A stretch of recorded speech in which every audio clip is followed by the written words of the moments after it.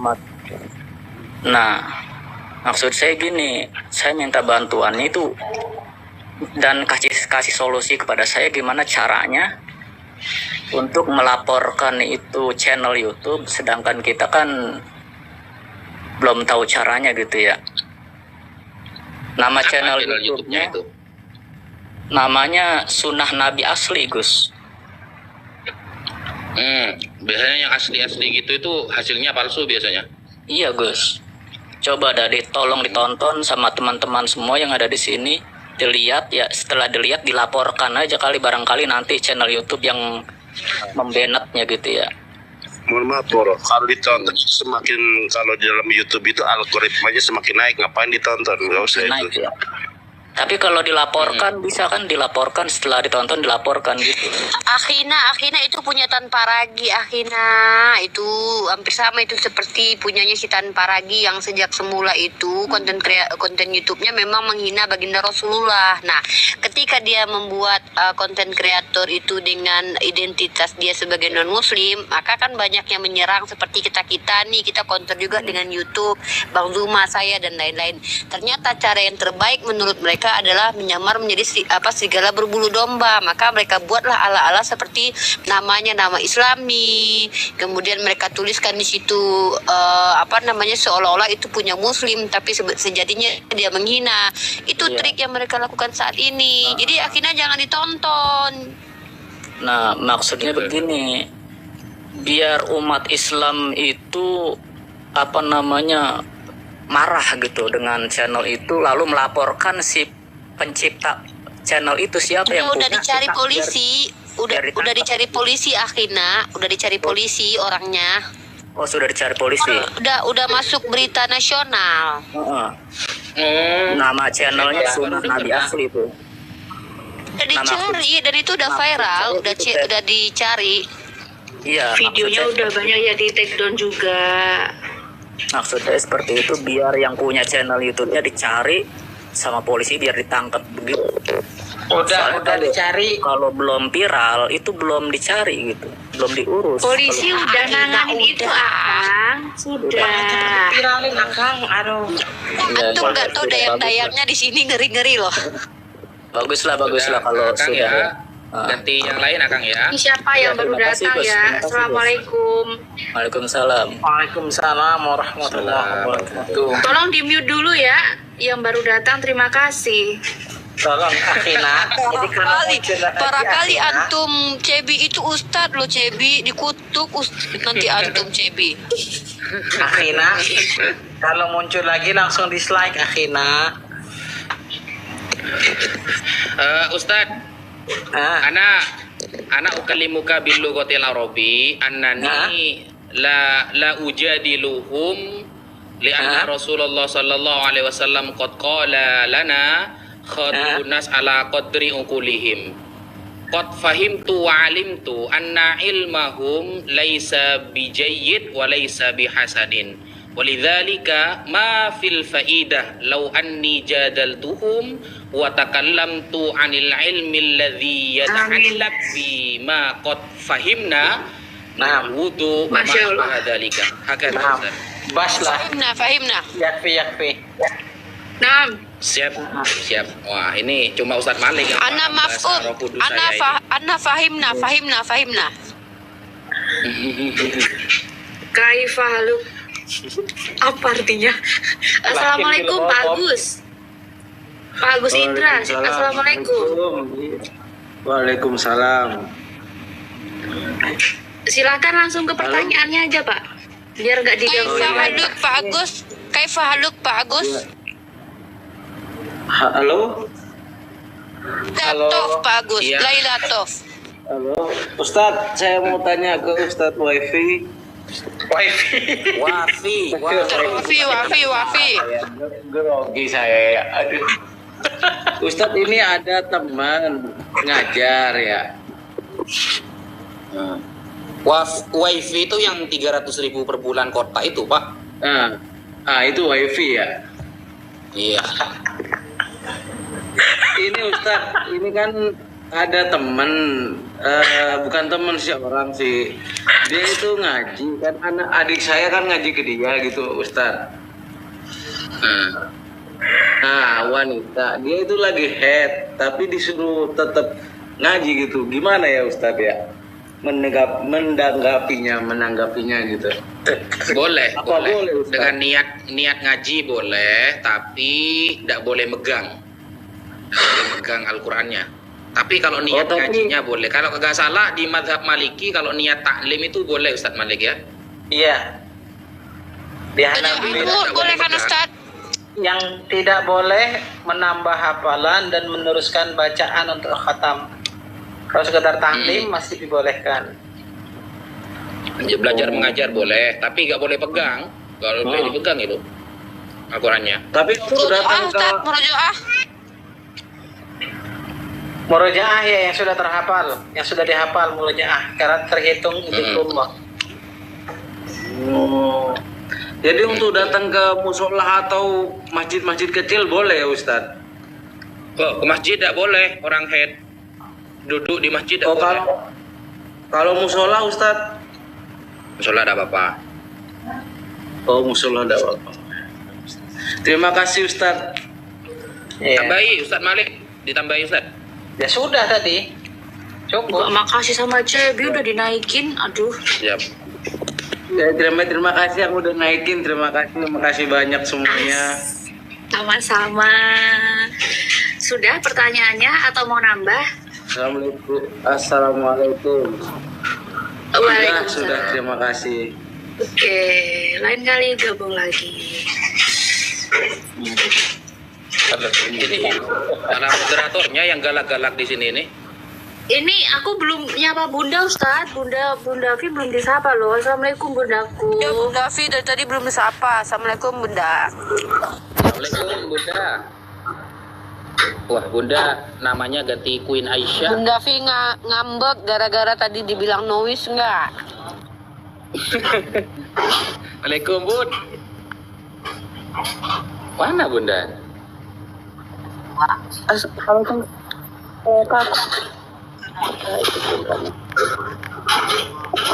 Sehat Bun?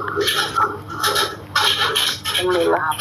Bunda Fi, tafadhol li. Ini Rifa. Ya sayang.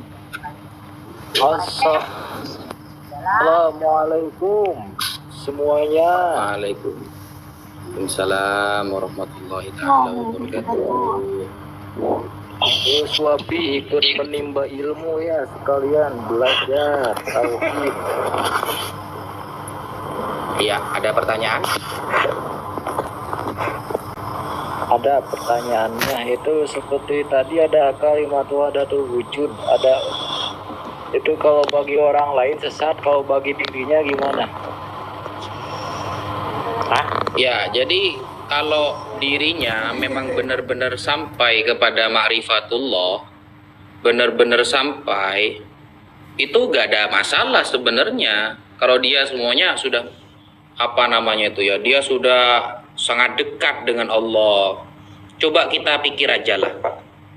Lebih dekat mana sih umat Rasulullah dengan para sahabat dulu?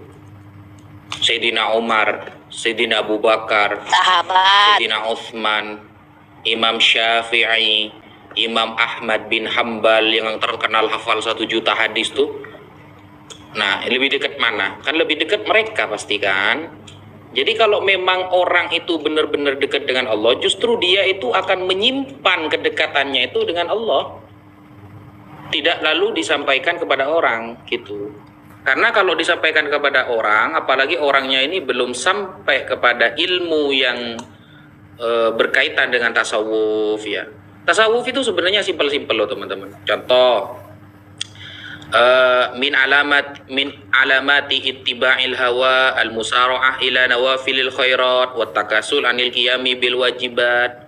Termasuk orang yang mengikuti hawa nafsu ketika dalam hal kewajiban males, tapi dalam hal kesunahan dia senang. Yang sunah-sunah senang, yang wajib-wajib males. Nah, kan simpel-simpel seperti itu tasawuf itu. Karena tasawuf adalah ilmun yu'rafu bihi tazkiyatun nafas. Ilmu yang dapat membuat kita itu, hati kita itu bersih. Nah, membuat hati kita itu bersih. Sedangkan dalam kitab Al-Hikam, Imam Ibnu Athaillah As-Sakandari mengatakan, hawa nafsu itu adalah kullu ma yushgiluna an ghairillah. Setiap segala sesuatu yang menyibukkan kita kepada selain Allah itu hawa nafsu. Seperti itu. Jadi kalau kepada dirinya, kalau memang benar-benar nyampe ya gak ada masalah. Tapi kalau disampaikan ke orang memang itu bermasalah. Itu ada. Nah, mungkin ada yang mau ditambahi, Ustaz Malik? Oh, itu atas penjelasannya, karena banyak sekali ya yang terjadi seperti itu, seperti ke Mansur Al-Halaj, ke Ibnu Kopi, bahkan saya Jinat pun juga ya. Bentar ya. Nah, makanya dalam hal ini, entah Ustadz Malik ya, kalau saya Ustadz Malik kurang setuju dengan beberapa statementnya Ustadz Rozi Hashim, Ustadz Malik. Itu saya kurang setuju gitu, karena apa ya? Masa di depan artis menjelaskan makrifat Allah, kan ngawur gitu. Iya. Bukan, kalau antum kurang setuju, kalau anak sangat-sangat tidak setuju. Nah, ini juga pertanyaannya Ustaz Wafi ketika beliau menjelaskan tentang ruh itu. Beliau menjelaskan ruh itu sebagaimana seolah-olah beliau betul-betul mengenal ruh. Padahal kan ketika di dalam mendalilkan, kalau ada yang bertanya kepadamu tentang ruh, maka katakanlah sesungguhnya ruh itu hanya ada pada pengetahuan Robmu gitu. Nah, beliau menjelaskan ruh pada waktu itu melampaui batas nggak sih? Tidak pada tempatnya, Uni Rifa. Tidak Jadi pada kan tempatnya. ya, ilmu tasawuf ini kan ilmu khos ya, ilmu khusus yang itu tadi kata Sawafi. Ketika berbicara tentang makrifat, ketika berbicara tentang karomah, itu sesuatu yang nggak bisa diomongin ke orang lain gitu loh. Ya, tidak bisa diomongin ke orang lain, apalagi ke awam-awam yang baru hijrah dan lain sebagainya. Akhirnya apa? Terpapar subhat mereka, ya.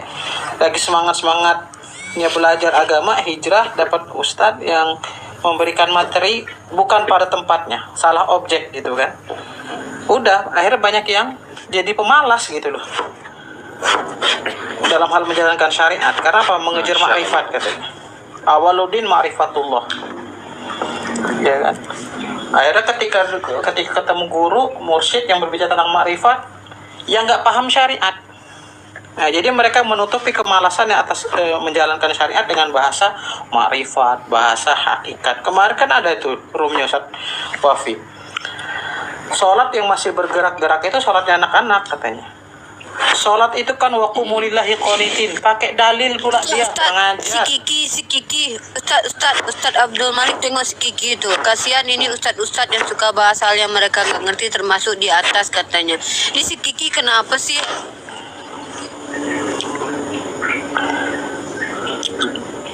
Asem. Lanjut Ustaz Malik. Iya. Jadi kalau makrifat, ada orang bicara makrifat tapi dia meremehkan syariat, itu zindik gitu ya. Itu jangan didengar. Kiki Kita termasuk berbicara- zindik nggak, Ustaz? Dia tuh orang genit. Dia orang genit. Kiki, Kiki, awas kamu ya. Kamu nggak bisa ngedeketin si Ami.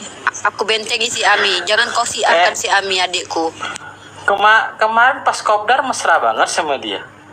Iya, nanti ku masuki si adikku. Jangan sampai kau siahkan adikku Kiki. Awas kau. Kiki mah, kalau Kiki siahaan mah suruh ngaji Quran aja. Quran aja gak bisa dia. Jadi akhirnya apa Ustaz Wafi dibilang di room makrifat itu. Jadi sholat yang kita lakukan ini itu ikat sholat itu katanya. Sholat itu kan zikrullah. Cukup kita berdiri tenang, wa qumu lillahi qanitin. Astaghfirullahalazim. Gak cocok nih. Ya.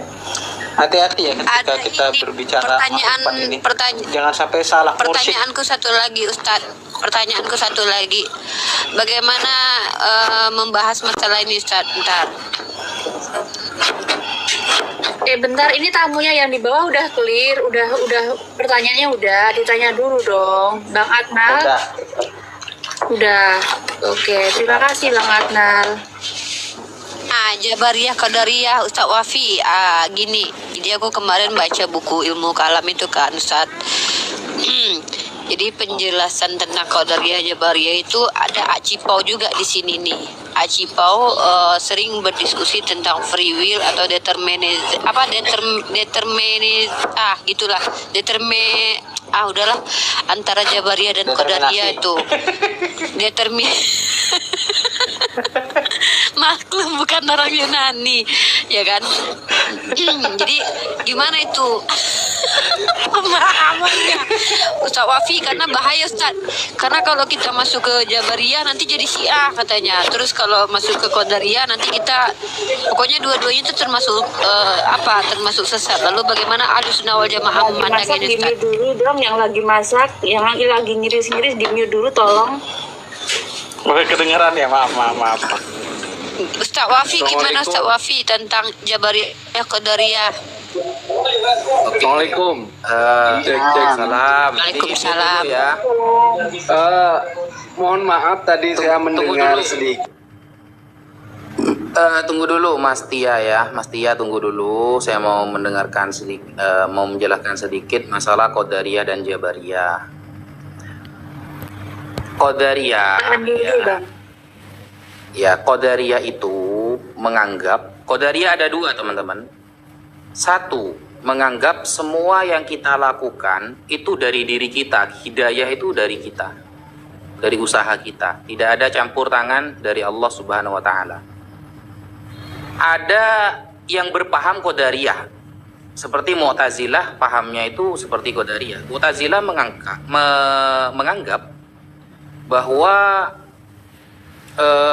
pekerjaan baik itu dari kita, pekerjaan buruk itu dari iblis, atau pekerjaan buruk dari kita, pekerjaan baik itu juga dari kita. Pokoknya kalau menisbatkan kita, tidak ada campur tangan dari Allah, ya, tidak ada campur tangan dari Allah, itu Qadariyah. Apakah itu sesat? Jelas sesat, tidak boleh. Kemudian Jabariyah. Kalau Jabariyah itu menisbatkan keburukan kepada Allah. Semuanya, kita berzina, kita minum khamr dan lain sebagainya, itu dari Allah. Itu Jabariyah. Sedangkan kita ada di tengah-tengah teman-teman.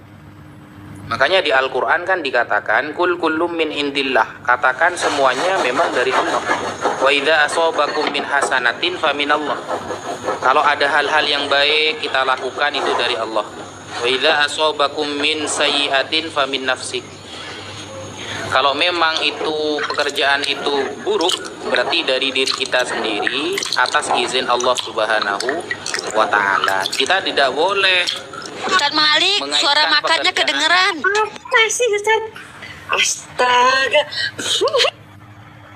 Ya, kita tidak boleh menisbatkan keburukan kepada Allah Subhanahu wa Ta'ala. Seperti itu, ada di tengah-tengah unik. Ayatnya mana? Ada di dalam Al-Quran. Wa ma ramaita idh ramaita walakinnallaha rama. Wa ma ramaita, tidaklah kamu melempar, idh ramaita, tatkala kamu sedang melempar, walakinnallaha rama, tetapi sesungguhnya Allah lah yang melempar. Jadi kita tetap memiliki ikhtiar, ya. Kita tetap memiliki usaha, meskipun usaha itu mendapatkan izin dari Allah Subhanahu wa Ta'ala. Begitu. Coba uji skripsi aku nih. Tolong yang di bawah. Ya, ini kita sedang berbicara cara pandang ahlu sunnah ya terhadap di luar ahlu sunnah. Tolong dewasa dikit. Iya, yang bukan ahlu sunnah minggatlah dari sinilah, ngapain coba ya kan Ustadz? Oke, sekarang gini Ustadz Wafi, kalau saya menjelaskannya begini gimana nih menurut Ustadz? Ya, ini saya coba jabarkan pemahaman Acipau. Acipau lagi nonton ya. Acipau sering berdiskusi dan saya sering menyimak antara Acipau dengan Bang Rijal. Beliau suka membahas tentang free will dan free will dengan determinism inilah, entah salah lah sebut dah, atau Jabariyah dan Qadariyah. Kalau Acipo tuh bilang begini, kita itu diberikan kehendak oleh Allah, tapi kehendak kita itu senatur kita gitu loh. Contohnya kita berkehendak untuk memilih apapun yang kita mau, tapi senatur manusia kita. Ada orang bertanya gini, katanya kalian berkehendak, emang kalian bisa berkehendak terbang? Kan bukan natur kita terbang, natur kita kan berjalan kaki, maka kita bisa memilih jalan kaki atau naik motor atau naik mobil. Itu maksudnya, bukan berarti kita berkehendak itu kita bisa terbang gitu, kan di luar natur. Nah itu pemahaman yang disampaikan Acipo. Lalu Acipo pernah dituduh kalau nggak salah itu Jabariyah gitu, karena Acipo dianggap seperti wayang gitu kalau nggak salah gitu ya. Aku pernah dengar gitu Ustadz. Nah kalau pemahaman Acipo itu gimana Ustadz? Kita ini diberikan kehendak bebas, tapi senatur kita, sebagaimana Allah menjadikan kita manusia, maka kita tidak bisa melakukan hal lebih daripada kemanusiaan kita itu gitu. Gimana tuh? Iya betul, ya seperti itu, betul nih. Sudah mantap itu. Berarti betul Acipau, Masya Allah. Alhamdulillah. Mau nanya Ustadz, boleh ya? Iya. Iya. Tadi terkait sangat menarik tadi saya dengar terkait itu ruh-ruh itu. Hanya Allah yang tahu gitu loh. Saya mau nanya, pandangannya Ustadz Wafi ini terkait tentang ilmu psikologi gimana? Soalnya ada kaitannya tadi yang mbak-mbaknya bilang ruh-ruh itu hanya Allah yang tahu gitu loh. Tapi apa kaitannya psikologi dengan ruh? Loh, tadi mbaknya bilang bahwasanya hanya Allah yang tahu. Bentar. Tapi psikologi itu nggak ada kaitannya dengan ruh. Psikologi itu bentar mas. Saya bentar nanti Anda bahas. Ya nanti tunggu dulu. Saya juga belajar. Enggak, Anda bilang psikologi itu membahas tentang ruh sejak mana? Bukan, gini dengar dulu. Anda bilang. Kok jadi tolong tunjukkan sama saya. Ajaran psikologi yang membahas roh, ajaran mana? Psikologi itu membahas karakteristik loh, bukan roh loh. Sik dulu mbak, jangan dipotong dulu. Saya kan nanya. Uni kasih kesempatan dulu dia Uni. Ini ada kaitannya. Biarkan dia menyampaikan biarin dulu. Terkait roh, tadi mbaknya belum tuntas kayaknya bilangnya hanya Allah yang tahu. Tapi kalau nggak salah ya dalam Quran itu. Hai Muhammad, katakanlah pada umatmu, hanya Tuhanmu yang tahu tentang ruh, bukan umat, hanya sedikit saja gitu. Bukan umat. Benar nggak? Itu kepada orang Yahudi itu. Oh iya, hanya sedikit saja gitu, ya kan? Terus lanjutannya, yang saya tanyakan pandangan Ustadz Wafi terkait ilmu psikologi gimana Ustaz? Soalnya dalam pengantar psikologi itu dipelajari tentang ruh juga. Tunggu dulu Ustad, aku belajar Ustad, aku kan kuliah PAI Ustad, dan aku belajar psikologi umum, psikologi perkembangan, psikologi yang tidak biasa aku belajar. Sejak kapan ada psikologi membahas ruh Bang? Coba tunjukin bab apa? Karena ada pengantarnya Mbak, terkait filsafat, psikologi. Iya, tunjukkan apa, bab apa, kok filsafat, kok psikologi lari ke filsafat, ini apa-apaan sih abang ini? Halo, saya tidak tuntas tadi dijegat sama sambian. Anda bilang psikologi membahas tentang ruh. Sejak kapan psikologi membahas ruh? Loh, ada kaitannya Mbak. Tapi mbaknya tunjukkan aja dalilnya tunjukkan. Mbaknya tadi gini, mbaknya itu nggak tuntas bilangnya terkait ruh. Oh iya, itu saya sudah tahu, iya saya sudah tahu. Bener kan? Anda ya. Maksudnya Mas Tia Pojur, bukan kemudian psikologi. Tunggu dulu. Mas Tia Pojur tadi kan mengatakan di dalam ilmu psikologi itu ada membahas ruh. Itu di buku apa, referensinya apa? Coba disampaikan Mas Tia Pojur, monggo. biar gak berkepanjangan gitu loh. Coba disampaikan.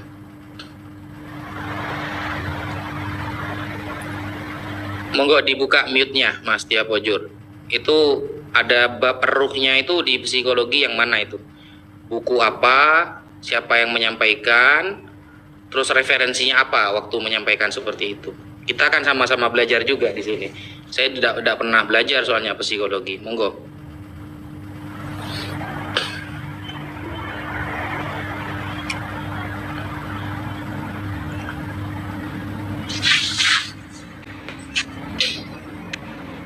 Tidur dia. Mas Mbak Tia, Tia, dibuka mute. Bang Tia bangun.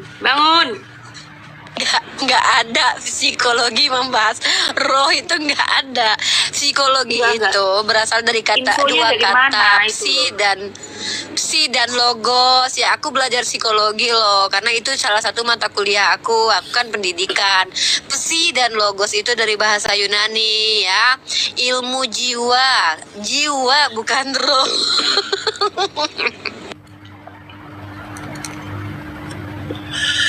Waduh, saya turunkan dulu ya. Saya tidak pernah Mana belajar ada yang jurusan mampu psikologi. mempelajari roh? Siapa yang bisa mempelajari roh? Sakit jiwa, sakit ruh gitu ya. Itu kalau sampai kita bisa mempelajari roh oleh roh min amri rabbi wa ma utitu min al-ilmi illa qalil. Assalamualaikum warahmatullahi wabarakatuh. Waalaikumsalam. Tunggu dulu Junaidi ya. Kalau sampai bisa mempelajari ruh sampai dalam, itu bisa dijadikan Tuhan kedua sama teman-teman Kristen nanti. Karena Tuhan teman Kristen roh. Jadi dijadiin guru nanti. Ya, lanjut Mas Junaidi. Jiwa yang dibahas itu jiwa di psikologi itu, karakter dan jiwa. Bismillahirrahmanirrahim. Sebelumnya mohon izin semuanya ingin bertanya Ustadz, berkaitan dengan pemboikotan yang terjadi saat ini, yang mana MUI sudah mengeluarkan fatwa bahwasanya kita wajib memboikot produk-produk yang mendukung pergerakan Israel, kan seperti itu. Lalu pertanyaannya Ustadz, bagaimana hukumnya jika ada salah satu toko yang mana toko itu nyetok barang-barang itu seperti beberapa produk yang direkomendasikan untuk diboikot itu sudah ready stock sejak lama misalkan Ustadz, itu bagaimana hukumnya jika itu barang itu masih dijual? Karena pemboikotan ini, hukum pemboikotan ini baru kemarin yang dikeluarkan oleh MUI, sedangkan produk-produk itu masih tersedia banyak di toko, kan seperti itu. Oke. Jadi begini, kalau kita merujuk kepada fatwa Syekh Syahid Ramadan Al-Buti. Syekh Syahid Ramadan Al-Buti itu kan mengatakan yajibu wujuban ainiyan, wajib setara fardu ain, muqata'atul aghdiyah wal badai' al-amrikiyah wal israiliyah. Wajib secara aini, wajib ain, fardu ain, memboikot makanan-makanan atau produk-produk Amerika dan Israel. Kenapa? Idh huwal jihad alladhi yatasanna li kulli muslimin al-qiyam bihi fi muwajahatil udwan al-israili wa man yad'umuhu. Karena itu termasuk jihad bagi setiap umat muslim untuk melawan agresi Israel dengan para pendukungnya. Di bawahnya beliau bilang, nah, ketika itu mungkin untuk dilakukan. Kalau tidak mungkin untuk dilakukan, contohnya kita sudah terlanjur menyetok banyak barang. Ini lihat, kira-kira barang ini dikembalikan atau dijual secara murah, yang penting terjual dulu, habiskan dulu, bisa apa enggak. Kalau bisa ya sudah lakukan itu. Kalau kira-kira dia masih banyak hartanya, andaikan barang-barang ini disedekahkan, barang itu halal teman-teman ya. Jadi hukum haramnya itu, hukum wajibnya itu kita akan memboikot. Bukan berarti barangnya haram kita makan, bukan, tetap halal. Kayak susu Bear Brand, kok apa namanya itu, Aqua, tetap halal kita makan. Kalau kira-kira orang itu uangnya masih banyak, seumpama dibagi-bagikan, boleh tetap. Atau sudah terlanjur menyetok banyak, dihabiskan dulu dengan harga pas, tidak ngambil laba biar cepat laku, habiskan, boleh. Seperti itu Mas Junaidi. Baik Ustadz. Tapi dalam hukum penjualannya masih diperbolehkan apabila barang itu nyetok sebelum adanya fatwa MUI bahwasanya harus memboikot produk-produk yang mendukung Israel, pergerakan Israel, seperti itu Ustaz. Ya, seperti itu. Baik Ustaz, terima kasih banyak ilmunya Ustaz untuk semuanya. Siap, Terima kasih. sama-sama Mas Junaidi. Ya, Assalamualaikum. Waalaikumsalam. Waalaikumsalam warahmatullahi wabarakatuh. Ini masanya kita menaikkan produk-produk saudara kita yang ada di Indonesia ya. Ini masanya sebenarnya juga kita membiarkan saudara-saudara kita semakin kreatif dalam membuat produk. Kalau mereka selama ini nggak cuman kita selama ini konsumen aja terus, kapan lagi kita jadi produsen dan produktif? Saatnya kita membuat sesuatu yang baru gitu. Ya, tapi ada yang lebih penting loh teman-teman. Yang lebih penting itu memboikot cara pikir orang Israel, akhlak orang Israel. Itu lebih penting juga. Jadi hukum boikot memboikot itu kalau kira-kira tidak memungkinkan bagi kita, seumpama tidak memungkinkan bagi yang di mute dulu ya. Orang yang aduh ya. Ini contoh ya teman-teman ya, contoh. Ada orang kalau gak minum aqua itu dia jatuh sakit, maka ada apa-apa, minum aqua ada apa-apa teman-teman. Seumpama nih ada orang kalau gak minum aqua dia sakit, nah itu boleh, tetap boleh minum aqua gitu. Jadi ketika memungkinkan kan begitu. Dan kita kan banyak kan ya, produk-produk lain itu banyak, sebisanya, semampunya teman-teman, sedikit demi sedikit. Kalau semua mungkin kita susah ya, susah. Kayak saya terlanjur menggunakan sampo Pantene anti ketombe. Pernah sih pakai sampo duta lain tapi ketombe balik lagi. Jadi saya sekarang berpindah kepada zinc ya. Ya, jadi ya seperti itu. Sementara gitu. Jadi berproses lah teman-teman. Jangan langsung. Tak cabein, mulut tuh tak cabein. Ya gitu. Kok Ustadz Malik sekarang udah kurus?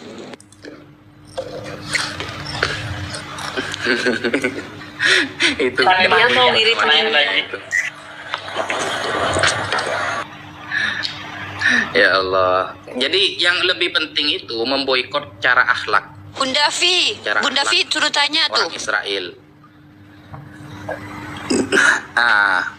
Siapa? Ntar Bunda. Bunda Vi mau tanya, silakan. Ya, mari Bunda. Ya, gimana Bunda? Bunda nggak nanya kok. Oh enggak ya. Saya lanjutkan dulu ya. Ini salah satu contoh teman-teman ya. Jadi kalau bisa boikot akhlak Israel, akhlaknya ya. Contoh, Rasulullah kan sudah pernah bersabda begini, "Inni la akhsha 'alaikum an tusyriku ba'di." Aku tidak khawatir umat Islam ini akan syirik berjamaah setelah aku mati. Jadi kalau ada orang yang mudah mensyirik-syirikkan, mudah murtad-murtadkan, nah itu sudah gabrul ya, salah. Karena Rasulullah sudah mengatakan, aku tidak khawatir kalian akan syirik berjamaah, langsung syirik semua satu negara gitu. Setelah aku mati, gak khawatir. Walakin akhsha alaikumud dunya antanafasu fiha fataktatilu. Tapi justru khawatirnya masalah dunia. Nah, cara berpikir orang Israel, akhlaknya mereka, itu kita harus boikot juga gitu loh. Kayak di left sama-sama menjatuhkan umat Islam, sama-sama menyerang umat Islam. Itu orang Israel tertawa. Wah, Bu Yuni itu. Iya, orang Israel itu nggak penting kita ada masuk agama mereka. Yang penting cara berpikir kita sama seperti mereka, membuka aib saudara sendiri, ya, melefkan, menjatuhkan saudara sendiri, kemudian seolah-olah dia yang paling baik, maha benar, panitia surga.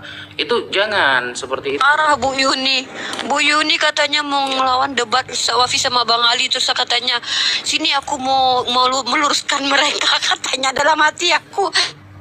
Siapa lu? Ya, Astagfirullah. seperti itu. Live lagi tuh, ya Allah.